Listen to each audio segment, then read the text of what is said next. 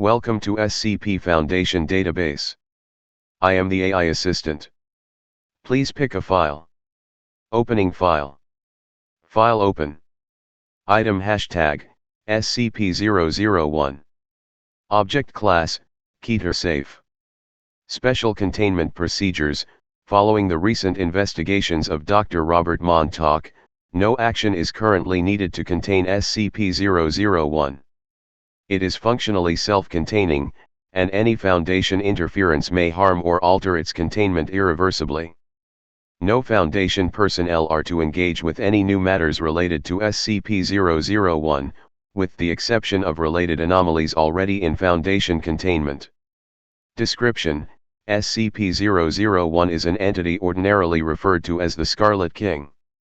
SCP-001 is currently located in several alternate dimensions simultaneously, and is unable to enter into the Prime Dimension.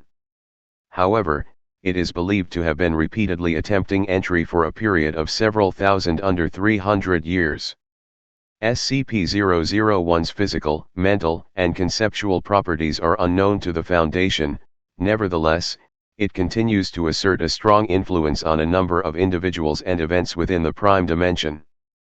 It is believed that SCP-001's existence represents an ongoing but dormant Tashkent-class cross-pollination Scenario 1. Should SCP-001 enter the Prime timeline, an irreparable alteration to normalcy will occur.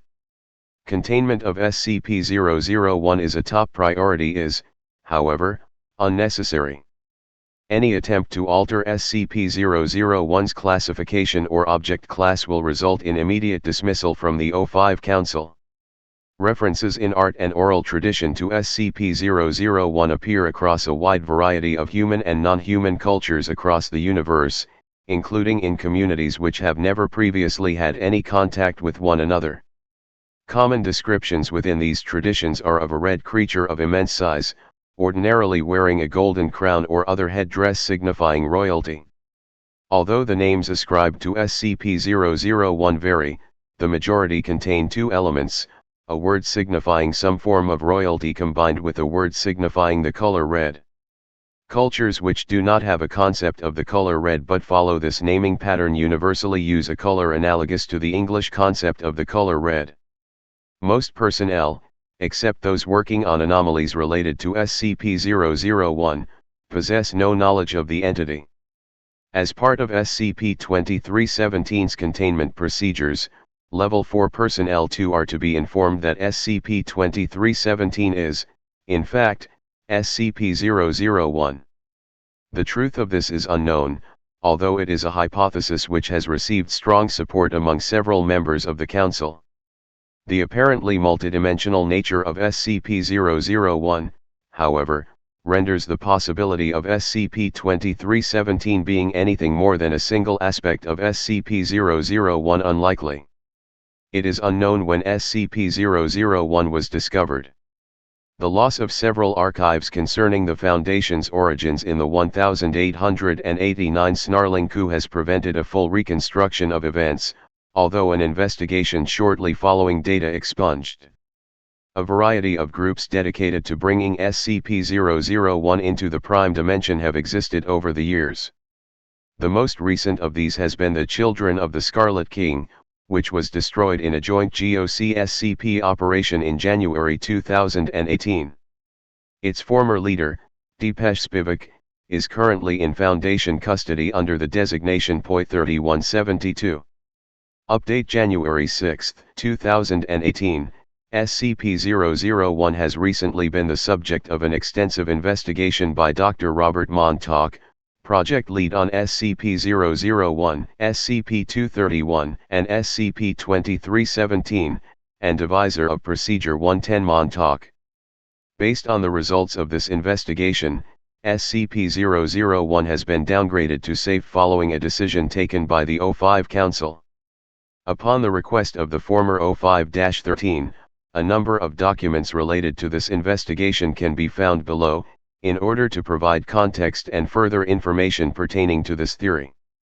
These have been curated, categorized and included by the former O5-13 herself with the permission of O5-1, in order to provide some context to this re-evaluation. Phase 1, Blood. Document 1, the following is an interview between Dr. Robert Montauk and POI 3172. Date, January 4, 2018. Interviewer, Dr. Robert Montauk. Interviewee, POI 3172. Location, Site 713, Interview Room 2. POI 3172, again, Dr. Montauk. I don't understand what you people want from me. Dr. Montauk, hello to you too, Deepesh. I'm sorry to do this to you again. I think it's silly too, to be honest. What we want from you are answers.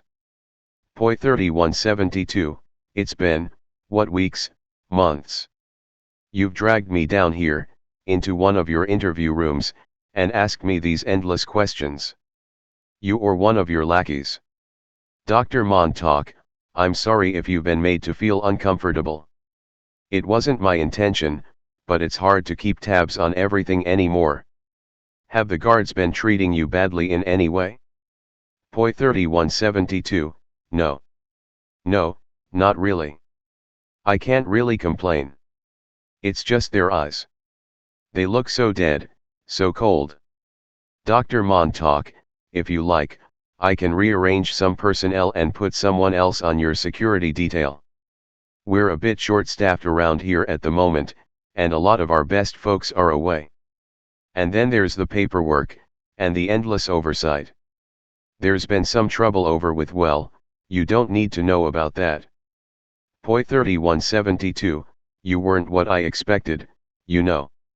Dr. Montauk, you thought the Foundation would be different? POI 3172, no. I thought you would be. Dr. Montauk, you'd heard of me? POI 3172, of what you've done. Procedure 110 Montauk, well, the people in my circles have done some dark things in their time, but that. Dr. Montauk, I merely did what was necessary, Mr. Spivak. As a Foundation researcher, and as someone who doesn't want to see his loved ones die. POI 3172, yes. That's very like the Foundation, isn't it? Everything done is justified by what is necessary. You see the world, the people moving through it, living lives touched only by totalizing, universal laws of society and physics. And everything has to be channeled through those laws, and that which lies outside it is to be contained. It's all so very simple. Dr. Montauk, you wouldn't say that if you worked here. POI 3172, some of us called you evil. I don't think that's quite it. Dr. Montauk, that is kind of you to say. And to tell you the truth, I don't think you're quite what I expected, either. Especially given your reputation. POI 3172, I've been told I am a hard person to get along with. Too cryptic, they say. One person even called me airy. Dr. Montauk, I don't think I'd call you airy. Your head may be in the clouds, but you seem to be maddeningly smug about it. Granted, not as smug as some of the delusional cultists who have passed through here. I suppose I should be thankful for that, at least. POI 3172, I'll try not to take that as an insult. But this is what I don't understand. Your procedure. 110 Montauk. It's not. Dr. Montauk, I can't discuss that, I'm afraid. We must get on. Time and tide and all that rubbish. Please tell me what the children of the Scarlet King's overall intention was. POI 3172, the children are dead. There's not much left to tell you. Dr. Montauk, I would like to hear things in your own words. POI 3172, then I suppose you could say that our intention was to save the world. Dr. Montauk, and how were you planning to go about doing that? POI 3172, by bringing the Scarlet King into this reality, of course. You know this already. Dr. Montauk, but how would that save the world? POI 3172, Doctor, is this really necessary? You took away his daughters years ago and ended up killing most of them. You have already annihilated our society, and I'm sure you know all about what went on within it. We worshipped the king, pretending he was Satan or some other ancient god of evil. Our inner circle believed in violation as the ultimate holy act. We failed, you and the book burners destroyed us, and the matter has been put to rest. Dr. Montauk, you seem awfully calm while describing the destruction of your life's work. Poi 3172, what else can I do? I know how this is going to play out. Maybe I always did. Dr. Montauk, why do you refer to the Global Occult Coalition as the Book Burners? Were you and your group affiliated with the Serpent's Hand? Poi 3172, it's complicated. Dr. Montauk, it's a simple enough question. Poi 3172, but there isn't a simple answer.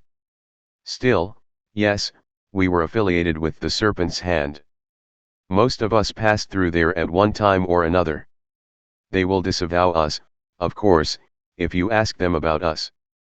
They're not monsters like we are. They have moral precepts, you see. Their whole point is to look for wonder, and since they see no wonder in the king, they repudiate us utterly. But they know, deep down, that they need us. Dr. Montauk, they need you. What for? Poi 3172, for the same reason they let us live. We raided the library, fought them, skirmished with them. They had a huge quantity of dirt on us, far more than you do. But they never finished the job. They're as bad as you jailers, in their own way. The same compartmentalization, the same singular goals. Their existence is based in nothing concrete. The empty time of history, that's all. Indeed, they came into being at the same time as you. You're more similar than you realize. Dr. Montauk, that's impossible. The Serpent's Hand has been documented as existing long before the Foundation in any incarn. Poi 3172, no, you miss the point. The library's always been there, yes, but not the hand. The hand was something new, like you all are. You think anybody ever cared about wonder in the old days? Nobody cared about wonder. They cared about food, family, and blood. Dr. Montauk, what's that supposed to mean? Poi 3172, it means, you wouldn't get it anyway. But the hand would. I think even the book burners do, in their own way. But the hand is scared. They try to blot us out, forget us. We're what they should be but never can be, you see. Dr. Montauk, look, Deepesh, I have tried to make things more comfortable for you, but we need some give and take. You're speaking in cliched, cryptic riddles, and I want some answers. Poi 3172, I can't tell you everything. You wouldn't treat the information properly. You'd treat it as scientific fact, something to be swallowed, understood, contextualized. Dr. Montauk, and what is wrong with that? Poi 3172, why are you doing this, doctor? Why are you dredging this stuff up again? Dr. Montauk, I shouldn't tell you, but, screw it. I'm tired of this. I've been working on SCP-001 for 2 decades. Project lead for almost 9 years, after I came up with the procedure. I don't know. I'm tired. Everywhere I turn I see the Scarlet King, but nothing about him makes any sense. Some big horned devil? Arcane blood god. It's all so small, so obvious. The Foundation has changed in the last decade, you see. We've faced conceptual demons, malevolent genre dwellers, sevenfold destroyers, all of which are far worse than some old sacrifice deity. But there, behind everything, I see the smile in fire. That dread, that old dread, it lingers. And this is despite seeing horrors far less easy and far more subtle trying to break the world on a daily basis. I just want to understand, I suppose. Peel back the layers, the tales upon contradictory tales, and find out who he really is. Poi 3172, you're being awfully candid. Dr. Montauk, to be honest, I've stopped caring. This job gets to you. The things you have to do, the regrets, well, I'm too high up for anybody to touch me now, and I've run into too many dead ends to get hung up over protocol by this point. Just tell me something, Deepesh. Anything. Poi 3172, okay. Look. I like you, Montauk.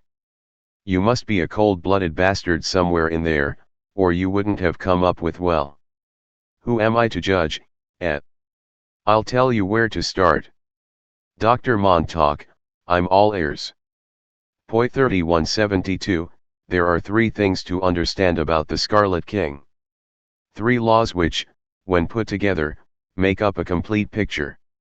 1 is the law of blood. 1 is the law of concrete. And 1 is the law of howling.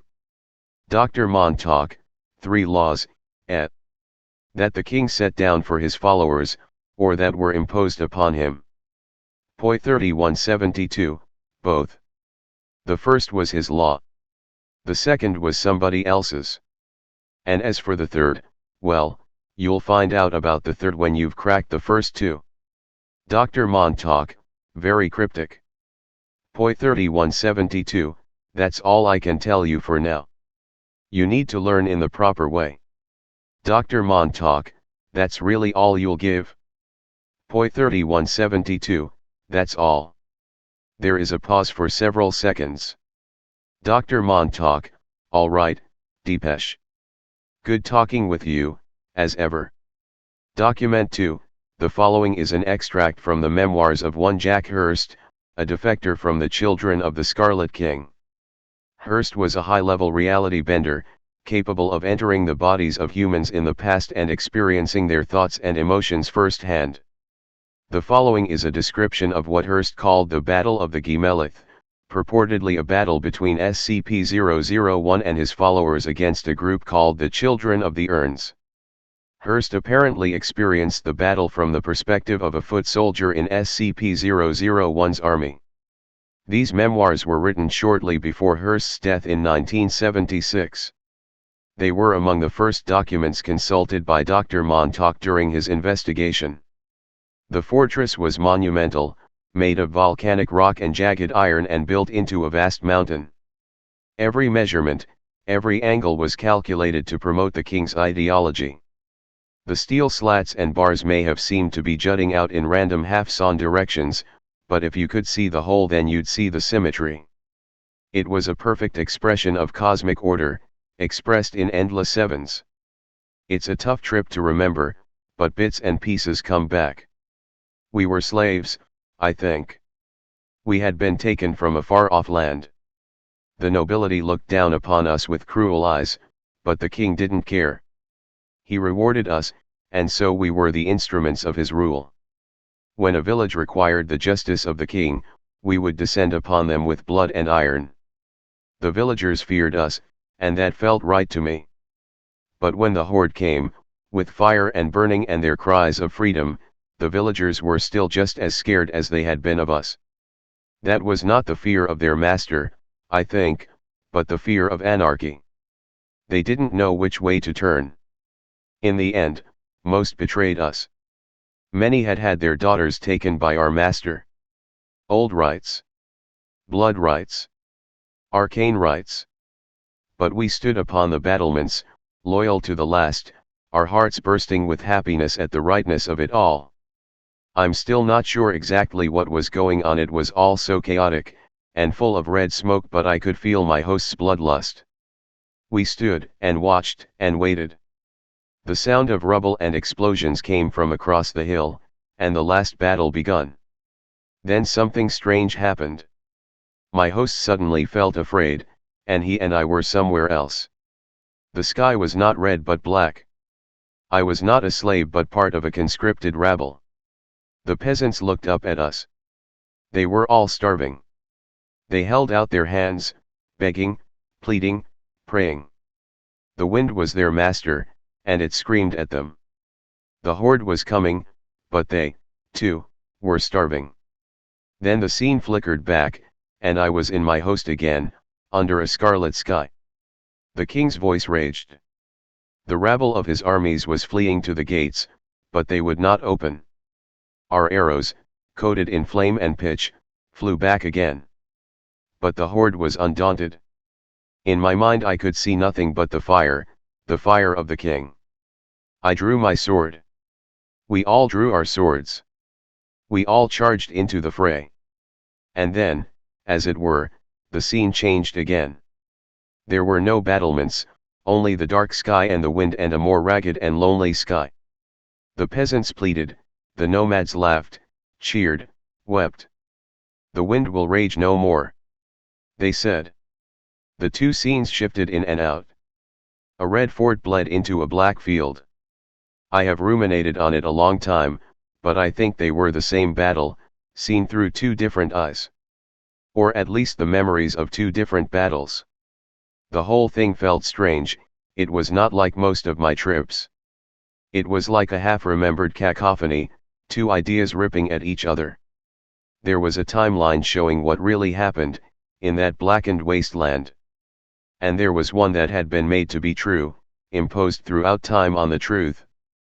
The last thing I remember was being sliced by a nomad sword, of a frail urn being held high, of 7 brides being ripped from a castle, or were they ripped from a field, taken as the spoils of war by some obscure tribe in some lost steppe? I remember the king screaming, writhing, thrashing as he was sealed. And then I died, and woke up back at the ritual. For a second, I wondered if the others had just made up the king, and sent some image of him back to the past. But I don't think that was true. They lacked the power, and besides, it was never a total lie. There was something in that wicked wind that reminded me of some of the older rituals. It was then that I decided to leave the children. I went that night, without a word. They didn't stop me, probably figured it wasn't worth the effort. They were so certain in the success of their mission. But I wanted no part in that anymore. The things I saw were based upon the law of blood, and I can only pray that they never come to pass. Document 3, the following is a log of all known attempts by anomalous groups to force SCP-001's entry into the prime dimension since the containment of SCP-231. Date. Group of interest. Details of attempt. Result. January 3, 09. Provisional Children of the Scarlet King.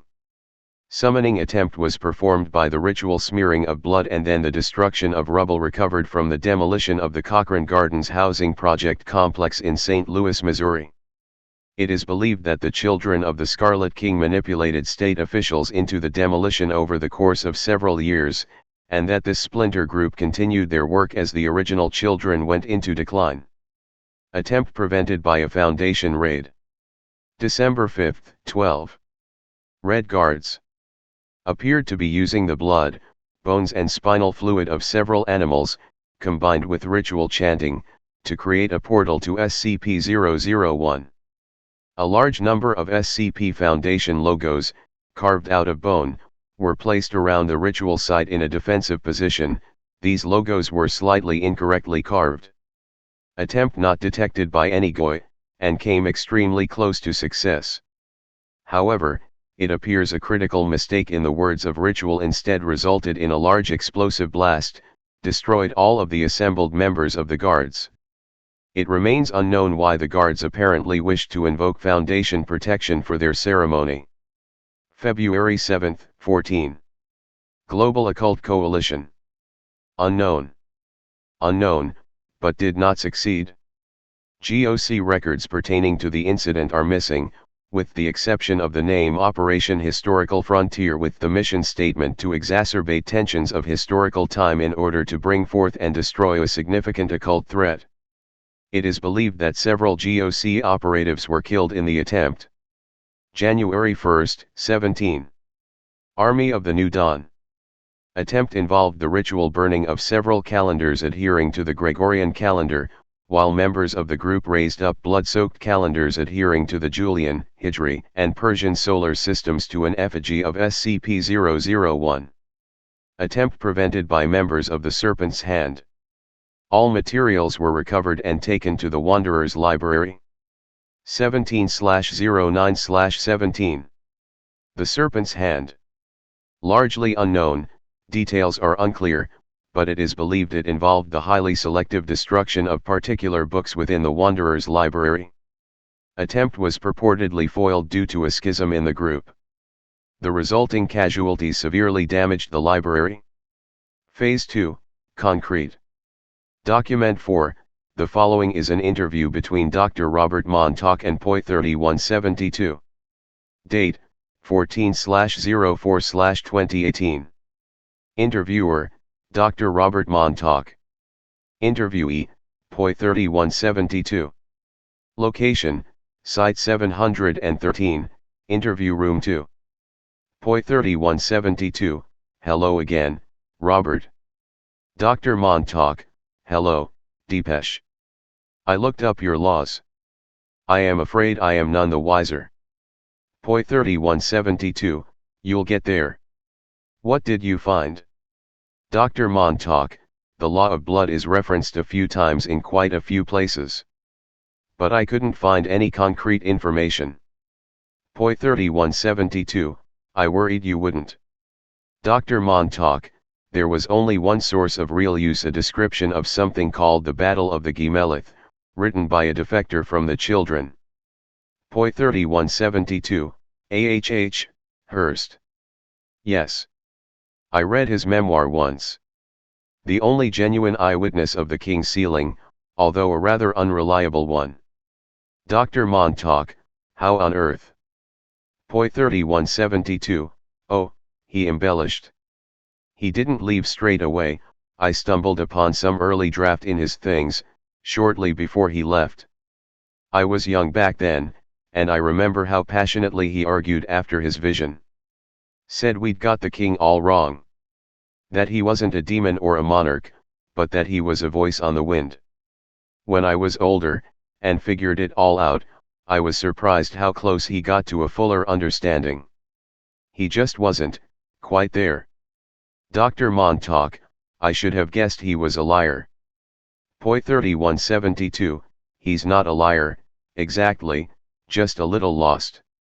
And you only have my word for it, Doctor. Which the Foundation has made abundantly clear it doesn't trust. Dr. Montauk, there's no reason to doubt you. What do you have to lose?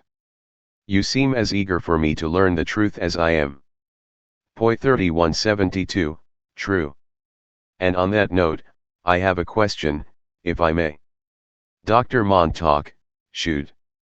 The longer I keep you talking, the greater the chance you'll slip up and tell me something you shouldn't. POI 3172, do you know why the procedure 110 Montauk actually works? There is a pause of several seconds. Dr. Montauk, sorry, Deepesh. I can't talk to you about that. POI 3172, it's okay. I think I know the answer anyway. Tell me, did you lose someone? Dr. Montauk, I don't know what you mean. POI 3172, I'm sorry to bring back painful memories. But I have looked at the Foundation archives too, you know. It was necessary, back in the day, to check up on what your lot were doing to his daughters. I know that your brother. Dr. Montauk, stop talking. This interview is not about my private affairs. POI 3172, I'm sorry, Doctor. I didn't mean. Dr. Montauk, please state for me the meaning of this law of blood. POI 3172, isn't it obvious? It is the way the Scarlet King ruled. There was order, but it was through the imposition of an iron will on the peasantry, through armies of slaves, through a nobility bred to be cruel. The realities of the world of his day, in his corner of the globe. Dr. Montauk, what does this have to do with the SCP-001's nature? What are these other laws? POI 3172, I suggest you look into the second. Dr. Montauk, I don't have time to play your games. Tell me now, Poi 3172, or you will be escorted to solitary. Poi 3172, oh, Dr. Montauk. I am sorry. You must look for the law of concrete. That is all. Dr. Montauk, this interview is terminated. Document 5, the following is a page from the 1891 report of Agent de Beauvoir on Lost Foundation archives following the 1889 snarling coup. The report was lost shortly after de Beauvoir's termination in 1895, along with several other documents from the Foundation archives. This page was recovered through unknown means by Dr. Montauk. No other materials from these data losses have been found. In summary, the documents lost are extremely extensive, covering a wide range of data concerning the Foundation's early history. Of particular note are several documents related to SCP-001 which have gone missing. However, my investigations have provided me with a great deal of information, and I believe that I can say with some certainty that the historical record as stated in Scranton's comprehensive history remains broadly intact, albeit with some modifications I will detail below. Scranton's work states that the Foundation was founded in 1824, by the merger of 13 worldwide organizations with a particular interest in preventing awareness of anomalous activities. The most prominent of these were the Foundation of the Secure Containment of the Unnatural, the Devoniya, the Unified Sites of the Department of Unexplained Affairs, the Council of Five Overseers and the Committee of Paranormal Ethics. Scranton goes on to tell us that this was done in response to the threat posed by SCP-001, and that the early Foundation had an extensive role to play in that anomaly's containment. However, the documents I have before me present a rather different picture. It appears that the Foundation was not founded in response to SCP-001 at all. Indeed, I cannot find any references to the present SCP-001 prior to 1826. It appears to have been a highly publicized attack by SCP-173 in New York which was the initial impetus for the Foundation's formation. SCP-173's still unresolved containment breach in 1854 is, I believe, the reason for the alteration of the record. Scranton's embarrassment at Document 6, the following is a table compiled by Dr. Montauk. It shows a series of votes passed by the O5 Council correlated with incidents potentially or certainly involving SCP-001. Date of vote. Description of vote. Related SCP-001 incident. September 7, 1844. Vote to officially standardize documentation across the SCP Foundation.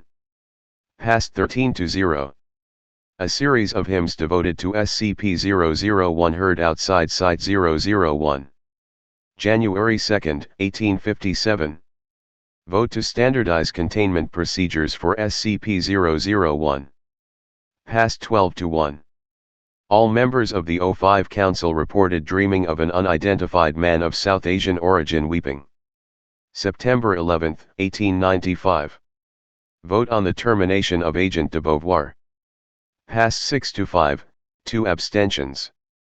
A large quantity of blood-stained sheets of paper with the words SCP-001 written in blood over each sheet spontaneously manifested in the bedrooms of all members of the O5 Council. The blood was later identified to belong to both Agent de Beauvoir and an unknown species of poultry. October 10, 1902. Vote on the implementation of the site system. Passed 10-2, 1 abstention.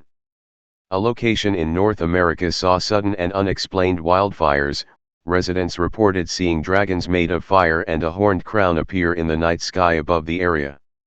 The wildfires were found in 2007 to have begun at the location of the future Site 1923/01/1922. Vote on the containment procedures for SCP-2317.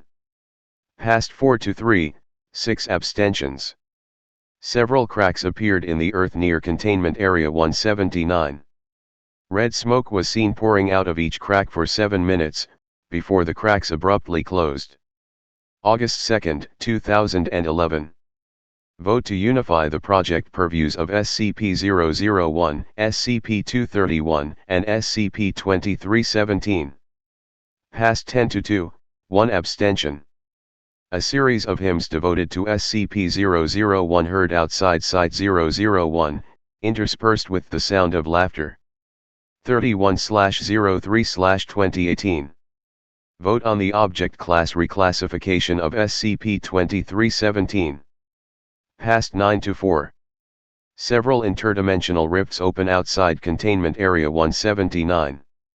These rifts alternated between opening on Universe Kappa Arakesh and opening onto an unknown dimension. This unknown dimension is characterized by the presence of a large quantity of red smoke and an unknown number of human voices screaming from within. Document 7. The following is an extract from the 1972 political work Manifesto for Old Order by Children of the Scarlet King member Ariadne Cartwright. Cartwright's work is only found in unpublished copies among anomalous circles and groups related to SCP-001. Fragments such as this were recovered by Dr. Montauk during the course of his investigation. The sin of modernity is vital to understand. It is not that we glorify the pre-modern. The suffering was very real and very extant. We must not fall into the trap of seeing the past as a series of beautiful Arcadias, full of dancing around maypoles and shepherds living in pleasant anarchy. The past was brutal, but it was also real. It wasn't really the pre-modern, too, that is merely how historians have characterized it. They are wedded to their theory of modernization and can conceive of no alternate mode of development other than a singular drive towards the contemporary West, with other modes of living seen as being stuck in some imagined earlier place on a timeline. It's all nonsense. The people of the past were capable of seeing the world as it really is. Those of us who have joined the King's forces can all see this truth, that there is something very, very wrong with the world in which we live. Our buildings are made of calcifying, peeling concrete as we shamble, each day, to jobs and lives created solely for the purpose of maintaining their own system. But there is no other way to live. Socialism, anarchism, syndicalism, these are little more than constructed pipe dreams, the frail thoughts of lesser men trying to impose their antiquated prejudices on the world around them. No, there is only one alternative way to live. To cast down the law of concrete is to raise up the law of blood. We must learn what it is to die. To be enslaved truly, brutally enslaved, with no compassion or compunction from our masters. We must learn what it is to be taken towards a single purpose, to know and truly understand our lack of agency. We must be beholden to a world of gods and darkness, the tempest-tossed refuse of a race of fools. We must kill modernity, postmodernity, with all its analysis and sneering observation. There is only one rule, the rule of chaos. For humanity. For life. For the Scarlet King. Phase 3, The Howling. Document 8, the following is an interview between Dr. Robert Montauk and POI-3172. Date, 29/04/2018. Interviewer, Dr. Robert Montauk. Interviewee, POI-3172. Location, Site 713, Interview Room 2. Dr. Montauk, hello, Deepesh. POI-3172, hello, Dr. Montauk. I hope that our last meeting? Dr. Montauk, I am sorry for my unprofessional behavior. You touched upon a sore subject. POI-3172, of course. I will try to refrain from doing so in future. Dr. Montauk, shall we begin? POI-3172, this time, Doctor, I have a question for you. Dr. Montauk, indeed. I suppose it can't be worse than your last. POI-3172, well. What do you know of the origins of the Scarlet King? Dr. Montauk, there are many theories. A creature from the abyss, some shambling thing of old, a denizen of Alagata. POI-3172, they are all. I will not say lies. But the texts have changed, the knowledge has changed, the past itself has been changed by what came after. Dr. Montauk, he has changed the past. Poi 3172, no, his past has been changed for him. But now you tell me something. This should be a give and take, after all. Dr. Montauk, that is not what. Poi 3172, why did you approve the Montauk procedure? There is a pause here for several seconds as Dr. Montauk stares at Poi 3172. Poi 3172, I am sorry if I have offended you. Dr. Montauk, I thought I made it clear that this is none of your business. Poi 3172, see, the thing I don't get is that it should not have worked. Not in the way the Foundation does. Dr. Montauk, this is not under discussion. Poi 3172, what happened to Jacob, doctor? What happened to your brother? Dr. Montauk, this interview is. Poi 3172, oh, all right, all right. I am sorry. I am not trying to hurt you, doctor, truly. I just want to understand. It's just it shouldn't have worked. The child should have been born. There is a pause of several seconds. Dr. Montauk, I was angry. When I drew it up. It was unprofessional. Poi 3172, did you think we took Jacob? Dr. Montauk, well, what the hell was I supposed to think? I start looking into your lot, making discovery after discovery, and then he look, this isn't relevant. Poi 3172, alright, alright. I am sorry I asked. But can we agree that it was not a decision made scientifically? That it was done in a moment of fury, rage, hate? Dr. Montauk, I didn't the girl, I didn't mean to. Poi 3172, but you did, doctor. Look, I'm sorry, I don't mean to dredge these old wounds up for you. Dr. Montauk, why are you, then? Poi 3172, because I just want to understand. And now I think I do. Dr. Montauk, how? Poi 3172, you. I don't know where to begin. Let me go back. I don't think your department has had very much activity in recent months, not after the Han's attempt to open the gates, right? Your procedure keeps the girl from giving birth, the nomads keep fighting their endless war, the spears are safely locked away by the book burners, and the devourer, well, there's nothing you can really do about the devourer now, is there? Dr. Montauk, SCP-2317 isn't SCP-001. Poi 3172, wasn't SCP-001. But the thing is, you've been telling everyone he is. Technically, you're meant to think that he is, if I understand Foundation hierarchies correctly. You are only a level 4, after all. Dr. Montauk, I don't understand. Poi 3172, across every culture, in every city and tribe and civilization, you've come across the idea of the Scarlet King. Always the same, an emperor in red, with a burning crown and an ethos rooted in some archaic fear of female sexuality.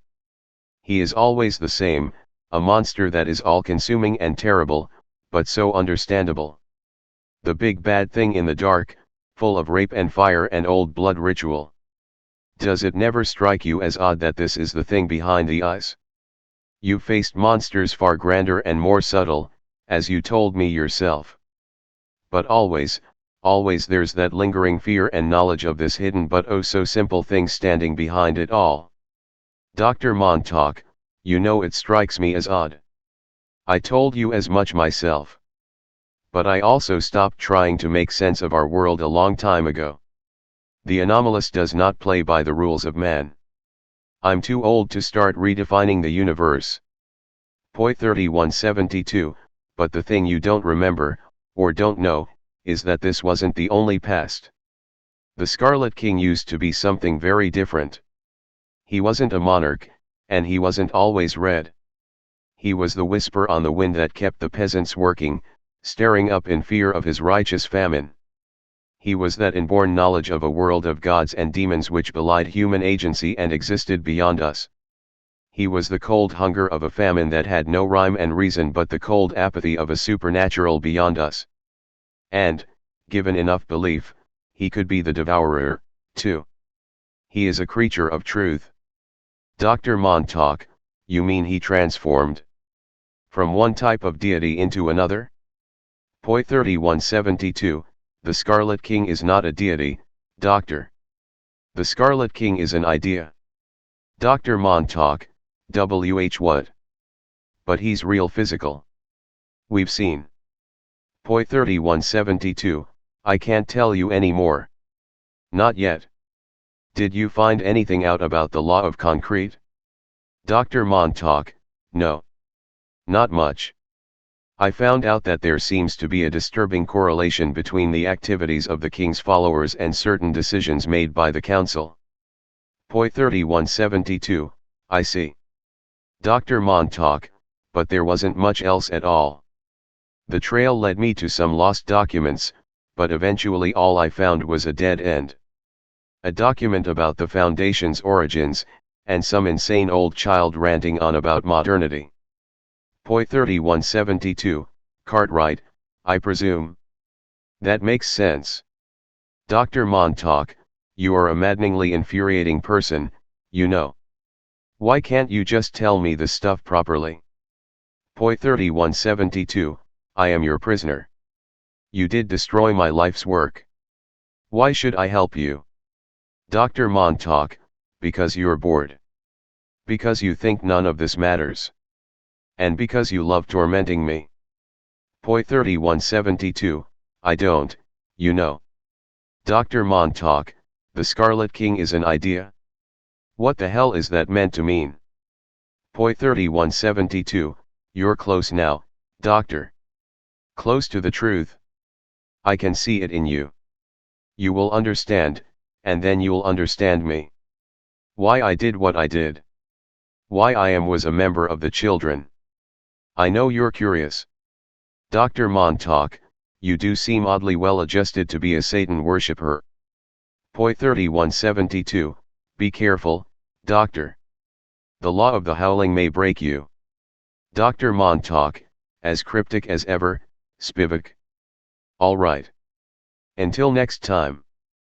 Point 3172, goodbye, Doctor. Document 9, the following is a translated excerpt from the 1953 Bengali work Lala Raja. The work had been lost for some time, and rediscovered by Dr. Montauk in the course of his investigation. And so as British rule continued, something began to come with them, piece by piece. A shadow, at first, a red thing. But it was not whole. It was not even in pieces. It was something that crept up slowly, piece by piece. It met the shadows of our country, the mice bleeding in the rice fields, and it began to take form. It didn't have a mind. Not at first. It wasn't enough of a real thing yet to have one. It was a set of images. It was a blood-red slab of skin, taken from the heart of some Christian demon, which was set upon an ancient magician of Hindu rites. But then it was categorized, written down, described with precise scientific terminology. It didn't like that. Things of magic, technology, empire that were never meant to mix all came together, and began to bend the nature of the world. As Europe came to us more and more, as we learned to be civilized, our religion began to change too. Anant Ushesha was not an ancient and capricious god in the form of an immense snake. It was a moray eel of scientifically unusual size, noted for producing amnesiacs 3 and causing a cognito-hazardous effect. We learned that we were Hindu, that we always had been Hindu, and that all our various and mixed beliefs were all variations on a singular ideal, because the British weren't comfortable enough with another way of living which could not be classified, explained, killed like a butterfly pinned to a board. But beneath this lay a fury. A cry for authenticity, for a reality, even as we expressed ourselves more and more in their language and their categories, even in our struggle against them. It lay in our literature, in Tagore and the others, it lay in our adaphor, in our menial jobs as clerks. The endless, struggling tension between old and new, between modernity and pre-modernity. And in those fault lines, in that cry of rage and fury, in our hatred of the old and the hatred of the new, there rose a hybrid obeying nothing but the law of the howling. There rose the Lala Raja. Because what is he but the cry for a forgotten age? He is the British peasant staring up at the red sky, the Bengali widow's weeping and shaven head, the Aztec priest ripping out another's heart. He is all of those things transformed, as modernity does to everything, into modernity's own destruction. He is the resistance, the fury, the hatred of all that was for all that presently is. What we were was full of good and evil and all else mixed together. The happiness, the beauty of the world, the struggles and heartache and reality of it all. But now we have lost almost all of it to the machine except our rage. That's all that's left. And thus comes the king. The howl of the destroyed and forgotten and oppressed. His only purpose is to destroy, rape, maim, enslave and smile that smile of a king whose enemies weep before him. He cannot exist where there is no modernity, because his entire purpose is given to him by modernity. He is a god of blood, a god of spine and bone and sinew, to remind the denizens of this world that it is not good. It is cruel and hateful and that is good, that is right. Modernity is a sin and he is the correction, so that we can once again live as we must, cold and hungry and starving, and very, very afraid. Document 10, the following note was found in Dr. Montauk's personal quarters. It is believed to have been written shortly after Dr. Montauk's discovery of Lala Raja. SCP-001 is a conceptual entity created at the boundaries of the modern and the pre-modern. The Scarlet King is a thing of blood and bone and sinew. His rule is just, the justice of the dark. SCP-001 is a creature emperor physical being made manifest in a conceptual. He comes with fear and a sword dripping with wrath and fire. SCP-001 originated in ancient Turkmenistan. It is believed that it was originally a Scythian deity who. They rode with thunder in their hooves and the bow on their backs, laughing as they slaughtered. SCP-001 is a scientific phenomenon. It will be classified. It will be contained described. It will be understood as an anomalous entity, as with every other an. But he exists in the cracks, the fault lines. He feeds on description. He feeds on science, on the objective principles and qualities. 7 chains. 7 brides. 7 seals for the Scarl. I am Robert Montauk, Level 4 Researcher, Project Lead on SCP-001. I am a researcher. I impose my solid, mechanical will. I am in control. I possess agency. I possess agency. I am a quivering thing, looking up at a dark and clouded sky, fearing the Almighty God. I am free. I am chained. I am a doctor. I am a child. Document 11, on 22/05/2018, a large crack appeared in the wall of POI 3172's containment chambers. The crack appeared to open on another dimension. A large quantity of red smoke could be seen pouring out of it, while an unknown number of human voices could be heard screaming from it. Foundation staff found themselves unable to enter POI 3172's containment chamber. POI 3172 informed them that he would only permit Dr. Montauk entry into his chamber, and would communicate with nobody else. After some debate, Dr. Montauk was permitted entry into the containment chamber to interview POI 3172. A log can be found below. Date, 22/05/2018. Interviewer, Dr. Robert Montauk. Interviewee, POI 3172. Location, Site 713, Humanoid Containment Chamber 77. Dr. Montauk enters the chamber and approaches POI 3172. POI 3172 is standing in front of a jagged crack in the far wall. Red light and smoke can be seen emerging from this crack. Dr. Montauk, hello there, Deepesh. Poi 3172, hello, Doctor. Dr. Montauk, always formal, even to the last, aren't you? Can I ask you what this is? Poi 3172, a plea for attention, mostly. I wanted to see you again, and my requests were all denied. It's been weeks, Doctor. Dr. Montauk, I had nothing to ask you. Poi 3172, I thought so. You have deduced the truth, haven't you? Dr. Montauk, maybe. Yes. The crack shrinks slightly. Dr. Montauk, it did that just. Poi 3172, it grows and shrinks depending on the situation. Different actions have different meanings, and thus different effects. It all depends on context. The other children never got that, but well, they never got anything, really. They thought we were all devil worshippers, heading for violation. Only I understood the point. Dr. Montauk, it took me a while to understand. Poi 3172, I didn't think you would. Dr. Montauk, just tell me, did the procedure even matter? What we do, is it even relevant?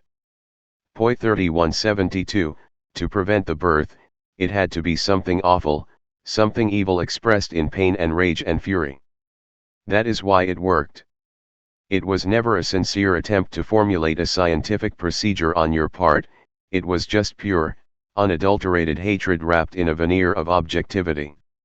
You thought the king had taken your brother, so you decided to hurt the king.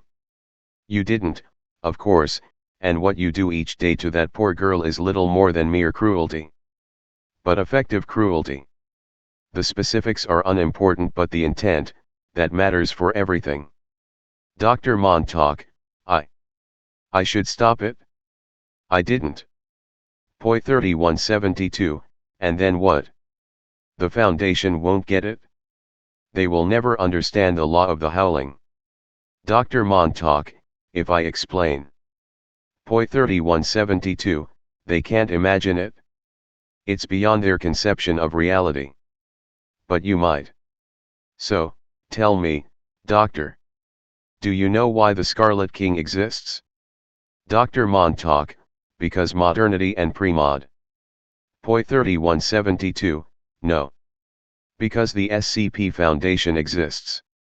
Modernity helped shape him, define the contours of his rage, but it was when modernity started interfering in his kingdom that he was crystallized. Modernity in the form of you. Your lot came first. You came into being to lock away, classify, pin down everything that didn't fit into your philosophy of enlightenment rationality. Everything had to be understood, contextualized, transformed from fairy and godhood into simple, comprehensible chunks of logic and matter. It's abhorrent. And it could never go on forever. Something had to give. Something had to rise up in opposition. Dr. Montauk, we were first? Truthfully. I know that Beauvoir had was this whole thing really our fault? Poi 3172, that depends. Is it your fault if you don't know you're doing it? Dr. Montauk, I don't know. Poi 3172, neither do I. Dr. Montauk, the ceremonies. They all held that contrast. Poi 3172, the king cannot exist without that tension. We needed those symbols of modernity, those stark gray images, to make the rift in the first place. It was the perfect plan. Dr. Montauk, but you failed. Poi 3172, yes. There is a pause for several seconds. Dr. Montauk, the Foundation was formed in the 1820s. It was formed to protect the world from the dark, by a collection of brave men and women. To secure. Contain. Protect. That is our purpose. There is a virtue in normalcy which I don't think you can see. The world can be understood. Truth, reason, rationality. The Enlightenment. These are our bedrock, these are what have allowed us to see what is objective. Point 3172, do you really believe that? Dr. Montauk, I have to. Point 3172, you're a scientist. You should know that there's no such thing as an objectively true finding in any science. There's always room for doubt, always space for error. Dr. Montauk, but that's just humanity. We may have flawed minds, incapable of full interpretation, but what we observe is solid and real. Beneath it all, the laws, the bedrock. Point 3172, the bedrock is defined by the number 7. 7 chains, 7 brides, 7 seals, 7, 7, 7, my whole life has been defined by that number. It tortures me. Endless heptagonal shapes dancing behind my eyes. We're not allowed to live. We're not allowed to be people. That is the luxury of modernity, despite its coldness and its creaking wounds, to be able to be a full person. 7, 7, 7. 7 girls taken away by raiders in the cold, as the wind demon howled and howled. So the Scarlet King had to have 7 brides.